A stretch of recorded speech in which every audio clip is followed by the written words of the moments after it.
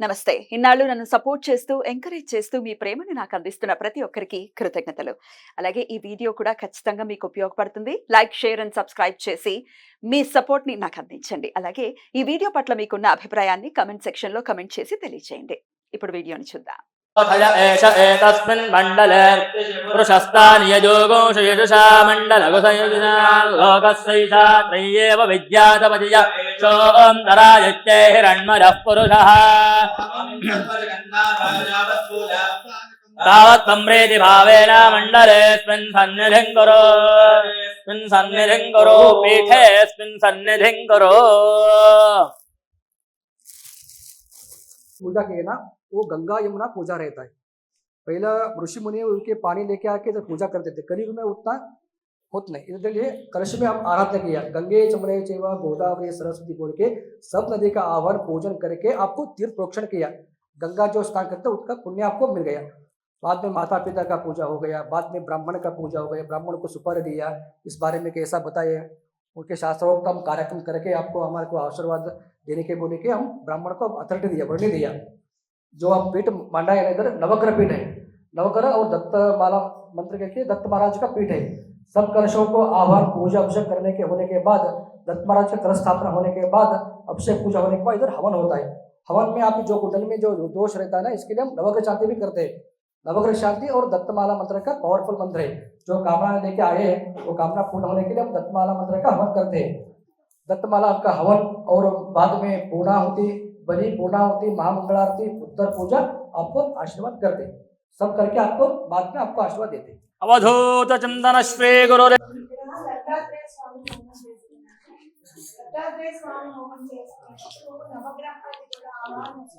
తీరదా ఇది అవుతుందేమో అవ్వదో, అబ్బా మనమేం కట్టుకుంటాం లేన్లు, అబ్బా మనకు అంత అదృష్టం కూడానా ఇంటికి వస్తాయి ఆ సంబంధాలు, ఇలాంటివన్నీ మనం మాట్లాడుకుంటుంటాం కోరిక అన్నప్పుడు. సంకల్పము అన్నప్పుడు మాత్రం ఏమనిపిస్తుంది అంటే భగవంతుడి సహాయం తప్పకుండా అందుతుంది అనే పాజిటివ్ నోట్ మన మైండ్లో ఉండిపోతుంది అనమాట. దాన్నే మనం సంకల్పం అంటాం. అలాంటి పాజిటివ్ వైబ్రేషన్ మనకి రావాలి అని అంటే అసలు మన గోత్రం ఏంటి? గోత్రము అని అంటే మన వంశ పారంపర్యంలో ఏ ఋషులు గోవులని రక్షించారు, ఆ ఋషి యొక్క ప్రధాన ఋషి యొక్క నామమే మన గోత్రనామం అవుతుందన్నమాట. ఆ వంశం అంటే బలానా ఋషి, ఇప్పుడు మాకు భారద్వాజ మహర్షి అనమాట.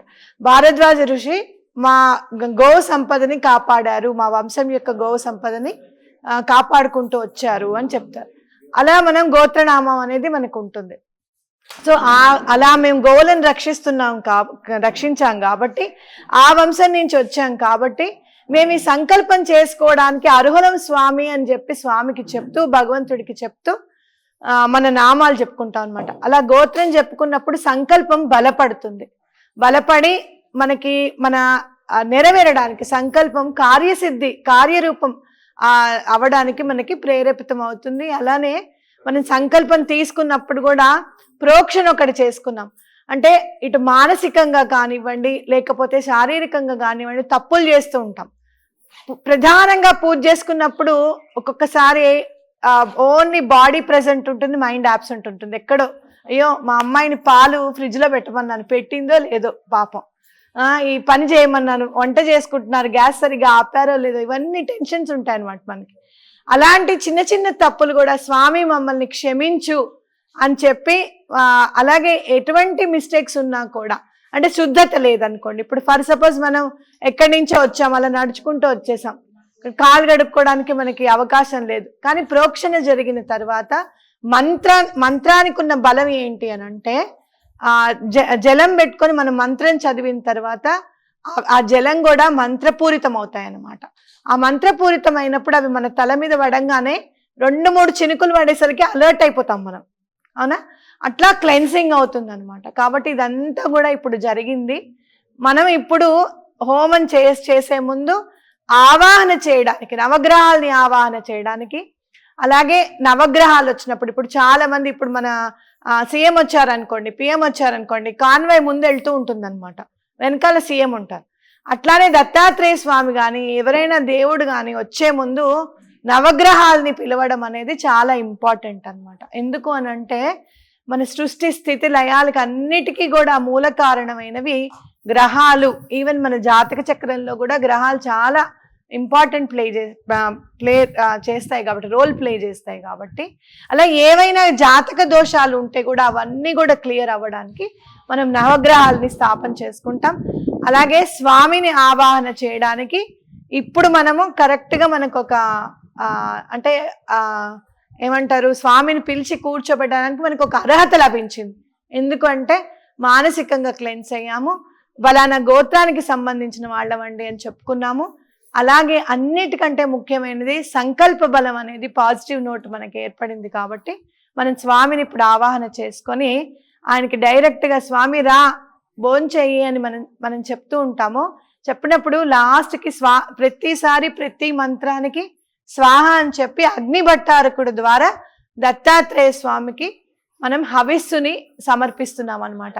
దేవతలకి డైరెక్ట్గా పిలిచి మనం అన్నం పెట్టలేం. ఎలా పెట్టాలి మరి వాళ్ళకి అని అంటే, మనకున్న ఒకే ఒక్క మాధ్యమము అగ్నిభట్టారకుడు. ఆయనకి స్వాహ అన్నప్పుడు మాత్రమే ఆయనకి మనం ఆ హవిస్ అనేది వేస్తే ఆయన దేవతలకి అందిస్తాడనమాట. కాబట్టి అలా మనం ఇప్పుడు ఆవాహన చేసుకొని దత్తాత్రేయ స్వామి వారిని పిలిచి మనం హోమంలో స్వామివారికి సమర్పించుకుంటాం. అలాగే చాలా మంది లాస్ట్ మినిట్లో ఏదైతే హోమజ్వాల వస్తుందో తప్పకుండా ఫొటోస్ తీసుకోండి. ఏదో ఒక రూపంలో స్వామి తప్పకుండా హోమజ్వాలలో కనపడతారు అని నా గట్టి నమ్మకం. ఎప్పుడు మేము చేసిన వారాహి అమ్మవారు చేసిన, మొన్న ఇక్కడ చండీ హోమం చేసినా కూడా అమ్మవారు చక్కగా అలా పలుకుతారనమాట. స్మరణ మాత్రేణ సంతుష్టుడైన మన దత్తాత్రేయ స్వామి కూడా తప్పకుండా హోమజ్వాలలో కనపడతారు అన్న నమ్మకం నాకుంది. అందరూ కూడా శ్రద్ధతో తప్పకుండా ఈ హోమం అనేది తప్పకుండా చూడండి. అలాగే ఎప్పుడైనా కూడా మనం హోమం చేసేటప్పుడు ఎవరికైనా గౌరవం ఇచ్చి, స్వామి మీరు తప్పకుండా ఇది మీ చేతుల మీదుగానే జరగాలి అని కనుక మనం వాళ్ళకి బాధ్యతనిస్తే వాళ్ళు కూడా అత్యంత బాధ్యతతో అత్యంత శ్రద్ధతో ఆ హోమాన్ని నిర్వహిస్తారనమాట. కాబట్టి అలాంటి శ్రద్ధ ఉన్న వ్యక్తిగా నాకు బాబాయ్ గారు కనపడ్డారు. నేను ఆయనకు చెప్పాను, మేమెవ్వరం కాదండి, మీ దంపతులు ఇద్దరు చక్కగా కూర్చొని మీరే చేయాలండి హోమం అని చెప్పాను. ఆయన మన జనవరి నుంచి ఇక్కడే ఉండడం, గాణగాపురంలో ఉండడం అనేది జరిగింది. కాబట్టి ఆయన చేస్తే తప్పకుండా స్వామివారు కరుణిస్తారు అన్న ఉద్దేశంతో ఆయనకి బాధ్యత ఆపాదించడం జరిగింది. మనం అందరం కూడా ఇందులో భాగస్వాములమే. అయ్యో మనం ఇక్కడ కూర్చోలేదు అనేది ఏం లేదు. హవిస్సు అనేది మాత్రం ఆడవాళ్ళు వేయకూడదు, మగవాళ్ళు మాత్రమే సమర్పించాలి. కాబట్టి లాస్ట్కి పూర్ణాహుతి అప్పుడు మాత్రం అందరి దగ్గరికి పూర్ణాహుతి వస్తుంది. అందరూ చక్కగా దండం పెట్టుకొని చక్కగా మీ సంకల్పాలు తప్పకుండా చెప్పుకోండి. ఇప్పుడు హోమం స్టార్ట్ చేద్దాం. తదుపరి అనంతరం గొప్ప విశేషం అని చెప్పారు. దత్తాత్రేయ స్వామి మంత్రం చాలా పవర్ఫుల్ అని చెప్పారు స్వామి. ఇది 100కి 100 నిజము, సత్యము, ప్రమాణము. ఎందుకంటే ఇక్కడ హవనం చేసేవాడికి ఆ నెయ్యి సరిగ్గా వేసామా లేదా, అది ఇస్తున్నావా లేదా అనేటువంటి దృష్టి దాని మీద ఉంటుంది. కానీ చూసేవారి యొక్క అదృష్ట భాగ్యం ఏంటంటే మానసికంగా మనస్సుని పాదాల చెంత ఉంచి మీరు స్నానం చేస్తుంటే చేసేవారికంట చూసేవారికి, ధ్యానం చేసేవారికి చాలా సుప్రీంగా ఉంటుంది. దత్త మాలా మంత్రం తర్వాత దత్త గాయత్రి మంత్రం కూడా చేస్తున్నారు. కాబట్టి ఇప్పుడు పూర్ణాహుతి టైంలో కూడా అందరికీ కూడా అమ్మ వస్త్రాలు అమ్మకు కూడా తీసుకొచ్చారు. అయ్యవారికి, అనఘాదేవికి కూడా వస్త్రాలు తీసుకొచ్చారు, పట్టు వస్త్రాలు. అవి చేతుల మీద సమర్పించుకొని ఈ పూర్ణాహుతి కార్యక్రమం జరుగుతుంది. కాబట్టి ఈవేళ మనం అందరికీ కూడా స్వామివారి అనుగ్రహం, వారి యొక్క పరిపూర్ణ యొక్క ఆశీస్సులు ఉన్నాయి. కాబట్టి చక్కగా ముందుగానే స్వామి వరుణదేవుడు వచ్చి ఈ గాణగాపుర క్షేత్రంలో శుద్ధి చేసి మనల్ని తన్నింపజేసి మరి ఈ కార్యక్రమానికి మీ అందరి తరఫున కూర్చోబెట్టి ఈవేళ ఇలాంటి యజ్ఞం చేయాలంటే లక్షల మీద అవుద్ది. స్వామివారి యొక్క ఆశీస్సులు అమ్మ హృదయంలో చేరి, ఇది మా ఈ శ్రవణ తల్లి ఏ షెడ్యూల్ వేసుకుందో తెలియదు, కానీ అన్నీ కూడా ఇక్కడ మౌనంగా ఉంది, చూస్తూ ఉంది. ఆటోమేటిక్గా వారి యొక్క ఆశీస్సులతో వారి యొక్క షెడ్యూల్ ప్రకారంగా నడుస్తుంది. మనం ఎక్కడికి వెళ్దాం అనుకున్నాం, ఏదో చేద్దాం అనుకున్నాం, కానీ స్వామివారు ఎప్పుడు ఎక్కడ ఎలా మనందరినీ మనసులను కూడగట్టి ఒక చోట కూర్చోబెట్టి దత్త స్మరణతోటి దత్త హోమం మొదలుపెట్టినప్పుడు ఎవ్వరూ కూడా ఏమీ మాట్లాడొద్దు, మనసుని ఎక్కడా లేకుండా స్వామివారి పాదాల మీద మనం మనసు లగ్నం చేసి, ఇంకోటి ఏంటంటే అమర్జా భీమానది సంగమ తీరాన్ని శ్రీవారి యొక్క గురుపాద సన్నిధిలో మనం చేసుకుంటున్నాం. వీరు శ్రీపాద శర్మ గారు, కులకర్ణి గారు, వీరు కూడా ఆ గుళ్ళో స్వామివారి యొక్క పాదుకొని స్మరించినటువంటి అమృత హస్తాలు అవి. అటువంటి మహనీయులతో చరిస్తే లోపల ఈ తల్లి వారు అల్లుడి గారు వాళ్ళందరూ కూడా మొన్న లాస్ట్ చండీ హోమం చేస్తే శంకరుడు వచ్చాడు, గణేశుడు వచ్చాడు, తర్వాత లక్ష్మీ అమ్మవారు ఇప్పటిదాకా రాలేదు. ఈ లక్ష్మి వచ్చిన తర్వాత అసలు లక్ష్మి ఏదైతే వచ్చిందో ఆ ధనలక్ష్మి వచ్చి ఈ పద్మాసనం మీద కూర్చున్నారు. అమ్మవారి దగ్గరికి అమ్మకు కూడా నేను ఫార్వర్డ్ చేశాను. గత నెలలో జరిగింది. రేపు 31వ తారీఖున మటుకి సంవత్సరం పూర్తవుతుందమ్మా. స్వామి ఏం ప్రవేశపెట్టారో వారిలో దత్త హోమం చేయకుండా పరిపూర్ణం అవదేమోనని ఆయన హోమం ఆయనకే చేయించుకుంటున్నారు. చాలా సంతోషం, ఉదాహం. అంచేత వీరు దంపతులు చిరకాలం వారి భక్తి రెడ్ భక్తి టీవీ దినదిన ప్రవర్ధమానమై కొన్ని వేల మంది, లక్షల మంది, కోట్ల మందికి ఆదర్శమై వారందరూ కూడా గానుగాపుర క్షేత్ర దర్శనం చేసుకుని తరించాలని మీరందరూ కూడా ఈ యొక్క ఆధిపత్యం ఇచ్చి స్వామివారి యొక్క ఈ యొక్క కార్యక్రమంలో నన్ను కృతకృత్యులు చేసినందుకు మీ అందరికీ కూడా నేను కృతజ్ఞాభివందనలు తెలియజేస్తూ స్వామివారి యొక్క పాదాలకు శిరసి ఉంచి ప్రణామం అంజలిస్తున్నాను. కొంచెం ఉన్నా కూడా అది ముందుకి జరగలేదన్నమాట. ఎన్ని రోజుల నుంచో అనుకుంటున్నాను చెయ్యాలి అని. ఈవెన్ అనగాష్టమి వ్రతం చేయించగలిగాను, కానీ దత్తాత్రేయ స్వామి హోమం మాత్రం స్పెషల్గా నేను చేయించలేకపోయాను.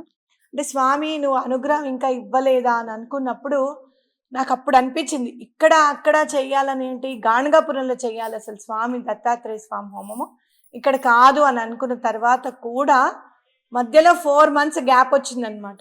అనుకుని కూడా చేయలేకపోయాం. లేదు ఇప్పుడు నాకు కుదరదండి, ఇప్పుడు రావడం కుదరదు అని అన్నారు చేసేవాళ్ళు. అవునా అలాగా అని అనుకోవడము. లాస్ట్ మంత్ పద్మిని అక్క మీరు వేయండి అక్క ట్రిప్, తప్పకుండా మీరు వేస్తే బాగుంటుంది అని తను చెప్పడం. అవును అని చెప్పి ట్రిప్లో ఉన్నప్పుడు తప్పకుండా దత్తాత్రేయ స్వామి హోమం ఎటువంటి పరిస్థితుల్లోనూ చేయించాలనే సంకల్పం రావడం, ఆ సంకల్పానికి స్వామి ఆశీస్సులు తోడవడం. అంటే ఏంటంటే ఇక్కడ ఉన్న ప్రతి ఒక్కళ్ళ ప్రెజెన్స్ నీడెడ్ అనమాట ఆ స్వామి హోమం జరగడానికి. కాబట్టి ఆ స్వామి హోమం చేయాలనే సంకల్పం, అది యాత్ర చేయాలనే సంకల్పం కూడా యాడ్ అయ్యి మీ అందరూ ఇవాళ ఇక్కడ ఉండడం జరిగింది. తప్పకుండా దత్తాత్రేయ స్వామి మంత్రం చెప్తూ ఉంటారు, తప్పకుండా వీలైతే కనుక మీరు కూడా స్మరించండి. లేదు అనుకుంటే కనుక దిగంబర అనన్నా అనుకుంటూ ఉండండి. మనకి శ్రీ వాసుదేవానంద సరస్వతి గారు మనకిచ్చిన మంత్రం దిగంబర శ్రీపాద వల్లభ దిగంబర శ్రీ దత్తాత్రేయ దిగంబర, అలాగే నృసింహ సరస్వతి దిగంబర అని కూడా అనుకోవచ్చు. తప్పకుండా ఆ మంత్రం అనుకుంటూ మీరు ఉండండి. చక్కగా ఆద్యంతం ఇంకా దాని మీదే పెట్టండి దృష్టి. మనకి టైం అయిపోతుంది, మనకి భిక్షావందనం అయిపోతుంది, ఇవన్నీ ఏమొద్దు. భిక్షావందనం తప్పకుండా టైం టు టైం జరుగుతుంది. తప్పకుండా మనం ఆ టైంకి అందివ్వగలుగుతాం. స్వామి వచ్చి తీసుకుంటారు. ఇప్పుడు మీరు గమనించారో లేదో, ఒక 3-4 ముస్లిం ఆయన వచ్చారు. ఆయనకు మంత్రాలు వింటే ఇటు రావాలనిపించిందిట. అసలు ఏం జరుగుతోంది ఇక్కడ అని వచ్చి ఆయన ఈచ్ అండ్ ఎవ్రీథింగ్ అడిగారు. నేను లేచి అందుకే వెళ్ళాను. ఏంటి అని అంటే అప్పటికే ఆయనకి ఇన్ఫర్మేషన్ అంతా తీసుకున్నారు. ఏం జరుగుతోంది, ఎవరు వచ్చారు, ఇంతమంది ఎక్కడి నుంచి వచ్చారు, మీరందరూ రిలేటివ్సా లేకపోతే అంటే మేము అంతా ఎక్స్ప్లెయిన్ చేసుకుంటూ వచ్చారు. మా వారు ఇట్లా యాత్ర ఉంది, ఇట్లా రెట్టివి భక్తి నుంచి వచ్చారని. అంటే భగవంతుడే వచ్చాడు అని నా నమ్మకం అనమాట. అట్లా ఆయన రావాల్సిన అవసరం ఏముంది, ఎన్నో